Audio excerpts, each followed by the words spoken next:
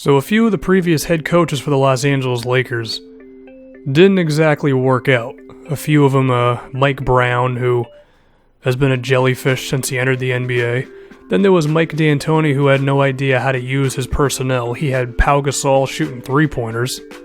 And then the last 2 seasons they've had Byron Scott, who may have been a decent coach about 10 years ago, but in today's day and age where the pick and roll and the driving and kicking and three-point shot are as valuable as ever, Byron Scott apparently didn't get the memo.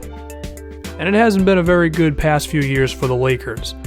But recently, they fired Byron Scott as the tank job no longer needed him, and now Luke Walton is the head coach of the Lakers. In my opinion, y'all, this is a fantastic hire for the Lakers, because first and foremost, it seems like Luke Walton is just a good coach. Of course, this season, even with Steve Kerr out and Luke running the Golden State Warriors, they were still running their sets. They were still moving off ball, getting off ball screens, cutting, and doing all the things that Golden State's known for. And I think you can actually give him some credit for Golden State really committing to the small ball thing with Draymond at center. They did it a bit in the finals, if I can remember, but it wasn't really until this season that they went full-fledged into the small ball lineup of death. Got to give Luke Walton some credit for that. And Luke Walton, he actually already said that someone asked him if he's going to be running the triangle for the Lakers, and he said, this roster is not meant for that, so we're not going to do it, which is just music to my ears. And I actually think the Lakers are going to make the playoff race in the Western Conference pretty interesting next season. I do think they're going to make that big of a jump in 1 year. And I think it's for a few reasons. Number one, like I mentioned, I think Luke Walton's just a good coach. Number two, natural progression for D'Angelo Russell, Jordan Clarkson, as well as Julius Randle, and Larry Nance Jr. We can't forget about him.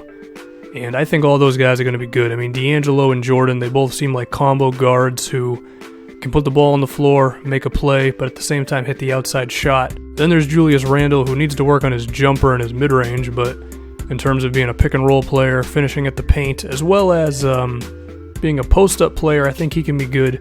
And Larry Nance Jr.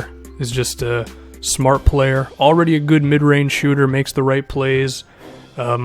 Someone who I think the Lakers can play for like 25 minutes a game for a long time. So we have those two things. We also have Kobe Bryant not being there anymore, which means the ball is in the hands of Clarkson and Randle a lot more, and Kobe is not chucking up a bunch of bad shots every game, and he's not a liability on defense, which is going to make them better right away. But also, if they end up getting their pick this season, which they probably will, and there's a good chance it's going to turn into either Brandon Ingram or Ben Simmons, they're going to be getting a pretty damn good player in the draft. So I think you combine all those things, I think the Lakers probably somewhere between 35 and maybe 40 wins, I would say.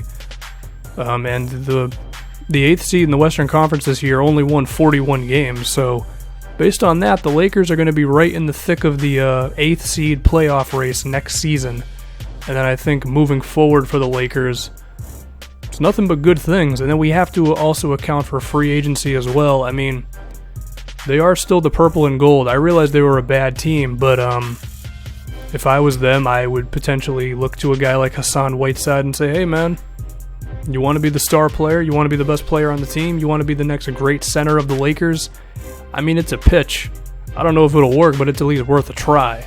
And in my opinion, the way this Lakers team should be running, it's putting the ball in Clarkson and Randle's hands and, pick and rolls with Julius Randle, and hopefully the rest of the roster can at least shape up. You're going to get another high draft pick this season, hopefully.